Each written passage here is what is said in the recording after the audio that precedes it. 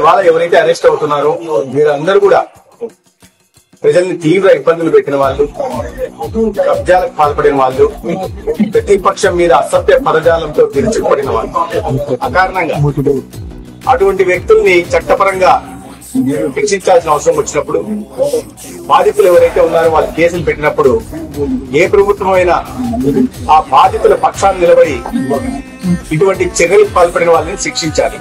దాంట్లో భాగంగానే అరెస్టులు జరుగుతున్నాయి తప్పిస్తే గతంలో లాగా ఎక్కడ కూడా పొలిటికల్ వెండెట్టా అనేది లేదు.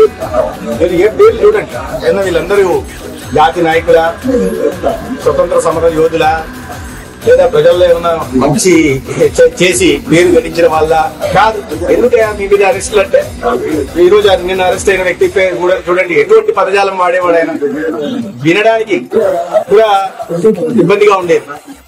అటువంటి టీవీలో కూర్చొని రోజు చంద్రబాబు నాయుడు గారి మీద, లోకేష్ గారి మీద, పవన్ కళ్యాణ్ గారి మీద అటువంటి అసభ్య పదజాలాన్ని వాడేవాడు. అటువంటి సహజంగా కేసు పెడతారు. పెట్టుకుని ఎవరికైనా పరువు భంగం కలిగించే విధంగా అపవాదులు, నిందలు మోస్తున్నప్పుడు, అసభ్య పదజాలంతో దూషిస్తున్నప్పుడు బాధితులు ఎవరైనా కేసు పెడతారో ఆ కేసు తగినట్టుగా శిక్షణ కూడా తప్పవు.